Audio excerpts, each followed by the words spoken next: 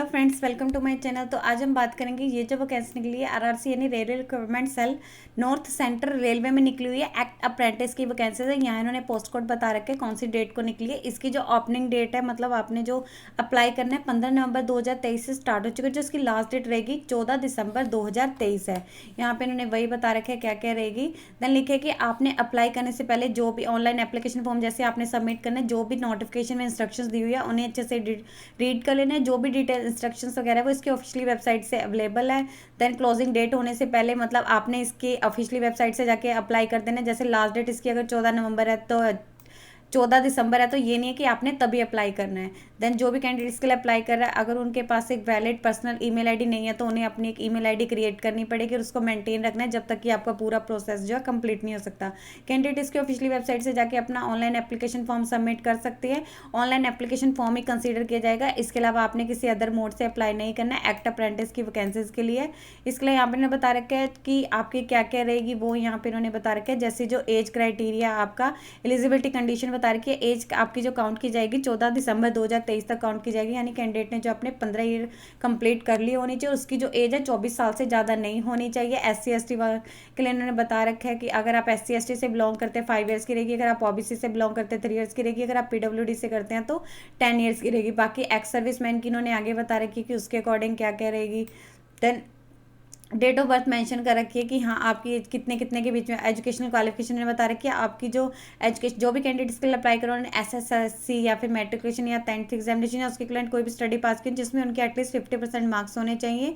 इसके अलावा आपने अपनी टेक्निकल क्वालिफिकेशन यानी IT सर्टिफिकेट या फिर NTC सर्टिफिकेट जो NCVT या SCVT के कंपलसरी है। जैसे अगर आप फिटर के लिए अप्लाई कर रहे हैं तो फिटर ट्रेड में, अगर आप वेल्डर के लिए कर रहे हैं तो वेल्डर ट्रेड में, टर्नर के लिए कर रहे हैं तो टर्नर में, वायरमैन के लिए कर रहे हैं वायरमैन में, ब्लैक स्मिथ के लिए ब्लैक स्मिथ, जिस भी आप पोस्ट के लिए कर रहे हैं वो आपके एलिजिबल रहेगा। देन जो भी आप लिखा है कि एप्लीकेशन फेल, अगर आप ITA में फेल हो चुके हैं तो आपको अप्लाई करने के यहाँ पे स्पेशली बता रखा है तो आप नहीं अप्लाई कर सकते हैं।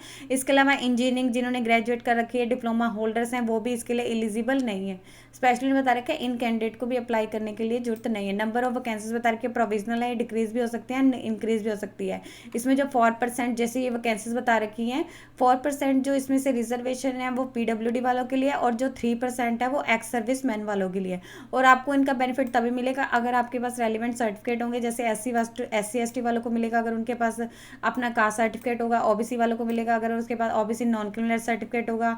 देन EWS मिलेगा अगर उनके पास इनकम एंड असेट सर्टिफिकेट होगा। एप्लीकेशन फीस के बारे में बात करेंगे। आपने जो एप्लीकेशन फीस पे करनी है अगर आप एक्ट अप्रेंटिस के लिए अप्लाई करना चाह रहे हैं 100 रुपीज़ रहेगी। इसके अलावा SC ST women and PWD वालों को कोई भी फीस पे नहीं करनी है। फीस आपने जो पे करनी है पेमेंट गेटवे के थ्रू करनी है। इसके लिए लिखा है कि आपने अपना ऑनलाइन एप्लीकेशन फॉर्म यहाँ पे जो लिंक दिया हुआ है यहाँ पे जाके आप भर सकते हैं। अपने एप्लीकेशन फॉर्म में जो भी आप पर्टिकुलर डिटेल्स रहेंगे उनको करेक्ट मतलब इंश्योर वगैरह करके आपको एक पाथ पे ले जाएगा। वहाँ से आपने अपनी फीस वगैरह पे करनी है। कोई भी चेंजेस अगर आपने एक बार सबमिट कर दिया कोई भी चेंजेस नहीं किए जा सकते। फीस आपने जो पे करनी है डेबिट कार्ड, क्रेडिट कार्ड या इंटरनेट बैंकिंग से कर सकते हैं, वही इन्होंने बता रखा है। फीस एक बार पे कर दी उसे रिफंड नहीं किया जा सकता। वही आपका पाथ रहेगा कि हाँ लिखे कि मेडिकल फिटनेस एंड फिट जो भी सिलेक्टेड कैंडिडेट रहेगा डॉक्यूमेंट वेरिफिकेशन के बाद उन्हें मेडिकल फिटनेस सर्टिफिकेट जो अपना प्रोड्यूस, जब भी वो डॉक्यूमेंट वेरिफिकेशन के लिए बुलाया जाएगा तो उन्होंने अपना जो है मेडिकल फिटनेस सर्टिफिकेट जो प्रोड्यूस करना होगा जो भी प्रिस्क्राइब परफॉर्मर रहेगा उसमें। आपका जो मेडिकल सर्टिफिकेट है किसी भी उससे होना चाहिए, मतलब जो भी यहाँ पर डॉक्टर वगैरह रहते हैं। यहाँ पर उन्होंने बता रखा है PWD कैटेगरी में कौन कौन सी मैक्सिमम डिसेबिलिटी है। जैसे अगर आप यहाँ पे फिटर ट्रेड के लिए कर रहे हैं, ट्रेड वाइज बता रखे हैं, फिटर प्लम्बर के लिए कर रहे हैं, VI में कौन कौन सी मतलब विजुअल इम्पेयरमेंट में, ये सारी इन्होंने वही बता रखी है। मोड ऑफ सिलेक्शन लिखे कि जो आपकी सिलेक्शन रहेगी जो भी आपने मेट्रिकुलेशन या आपकी जो ITA में जैसे आपके सिक्योर मार्क्स वगैरह सिक्योर किए होंगे उसके बेसिस पे आपकी सिलेक्शन रहेगी। शॉर्टलिस्टेड कैंडिडेट को लिखे कि जो भी नोटिफाइड वैकेंसी है उसके 1.5 गुना कैंडिडेट को जो है डॉक्यूमेंट वेरिफिकेशन एंड सर्टिफिकेशन के लिए बुलाया जाएगा। अगर 2-3 कैंडिडेट के सेम मार्क्स है, जैसे 2 कैंडिडेट है उनके सेम मार्क्स है, तो जो कैंडिडेट एज में ओल्डर होगा उसे प्रेफरेंसेस दी जाएगी। कोई भी आपका रिटन टेस्ट या वाइवा टेस्ट नहीं होगा, जस्ट आपकी जो सिलेक्शन रहेगी जो आपने 10th में मार्क्स या फिर आपकी जो ITA रहेगी उसके बेसिस पे रहेंगी। यहाँ पर उन्होंने वही बता रखा है।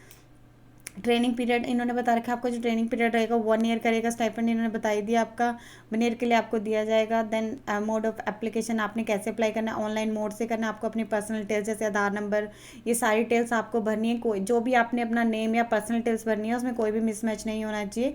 At the time of registration candidate को लिखे कि आपको 12 अंकों का जो भी आपका आधार कार्ड है वो सबमिट करना होगा। अगर आपके पास आधार नहीं है इन्होंने वही बता रखा है अगर आपको 12 अंकों का, अगर आपके पास आधार नहीं है तो आपके पास जो आधार एनरोलमेंट आईडी मतलब वो रहता है 20, तो वो आपको वहाँ पे करना होगा। इंश्योर कर लेना है कि जो आपने name, father name, date of birth भरी एग्जैक्टली वही है जो आपके मेट्रिकुलेशन सर्टिफिकेट में है।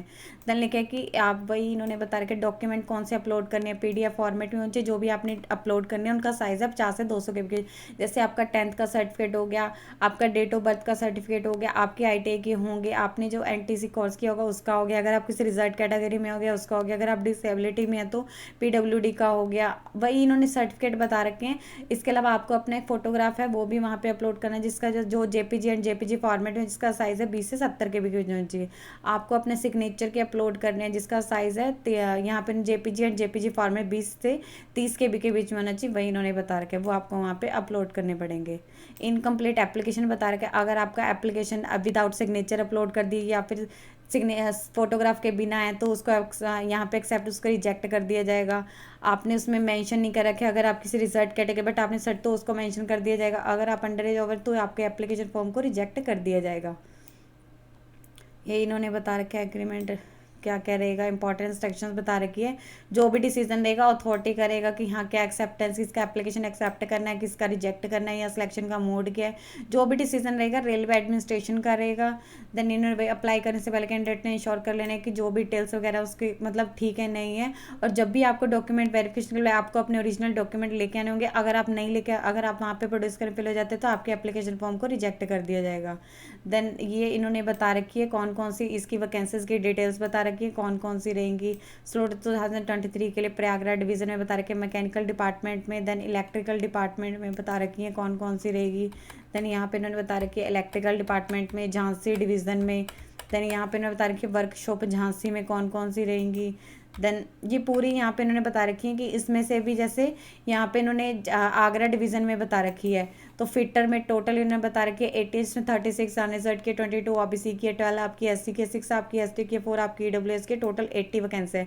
जिसमें से इसमें से इन्होंने स्पेशली बता रखा था 4% PWD वाले के 3% एक्स सर्विस मैन। वही इन्होंने यहाँ पे बता रखा है पेंटर के लिए बता रखे जैसे टोटल 5 वैकेंसी है। वही इन्होंने बता रखे ये जस्ट आपकी आगरा डिवीज़न की है। मतलब इन्होंने यहाँ पे जैसे यहाँ आपके सर्टिफिकेट वगैरह मेंशन कर रखे हैं कौन कौन से रहेंगे तो आप इसकी ऑफिशियली वेबसाइट पे रहेंगे। जैसे यहाँ पे इन्होंने इसकी ऑफिशियली वेबसाइट बता रखी है, यहाँ से आप इसमें जाएंगे तो ये इन्होंने बता रखे क्लिक है to apply act apprentice final notification 2000। अगर आपको यहाँ पे नोटिफिकेशन चाहिए तो आप यहाँ से जाके डाउनलोड कर सकते हैं। यहाँ पे इन्होंने पूरा बता रखे कौन सा रहेगा, पूरी डिटेल्स दे रखी है। अगर आपको अप्लाई करना है तो आपको यहाँ पे क्लिक करना पड़ेगा। तो यहाँ पे आ गया कि हाँ पहले आपको click here for new application के लिए करना पड़ेगा। आपको अपना रजिस्ट्रेशन ये रहेगा click here for new user के लिए। यहाँ पे इंस्ट्रक्ट जो भी आपकी डिटेल्स है हाँ सहमत करता हूँ। देन आपने प्रोसीड करते रहना है। नेम आ जाएगा आपका पिता का नेम, आधार नंबर, मोबाइल नंबर, ये सारे ईमेल आईडी, ये सारी डिटेल्स भरनी है। देन आपने अपना लॉगिन वगैरह क्रिएट करना है। तो ये आपने ऑनलाइन मोड से अप्लाई करना है, यहाँ से जाके आपने करना है।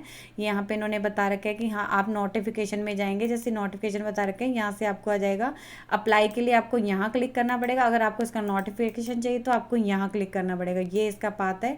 यहाँ पे आपने अप्लाई के लिए किया तो यहाँ पे आपको click here for new registration आ जाएगा, click here for new users आ जाएगा। तो यहाँ से आपको कर देना है। ये इन्होंने जस्ट इंस्ट्रक्शंस दे रखे कि हाँ लास्ट डेट से पहले पहले अप्लाई करना है, आपके पास एक ईमेल आईडी होनी चाहिए, ऑनलाइन मोड से अप्लाई करना है, एक ही ट्रेड के लिए अप्लाई कर सकते हैं। देन वो है, देन आई अग्री पे आ जाएगा। यहाँ से आपने प्रोसीड करना है। तो ये मोड आपके रह जाएगा कि आपने ऑनलाइन मोड से कैसे अप्लाई करना है। यदि आपको इससे रिलेटेड और अधिक जानकारी चाहिए तो आप इसकी ऑफिशियल वेबसाइट पर जाकर चेक कर सकते हैं, जिसका लिंक मैं आपको डिस्क्रिप्शन बॉक्स में डाल दूंगी। यदि आपकी इस वीडियो से रिलेटेड कोई भी क्वेरी है तो आप हमें कमेंट सेक्शन में लिख के बता सकते हैं। वीडियो अच्छी लगी हो तो प्लीज लाइक एंड शेयर। इस तरह के इन्फॉर्मेटिव वीडियोस को देखने के लिए आप हमारे यूट्यूब चैनल को सब्सक्राइब कीजिए।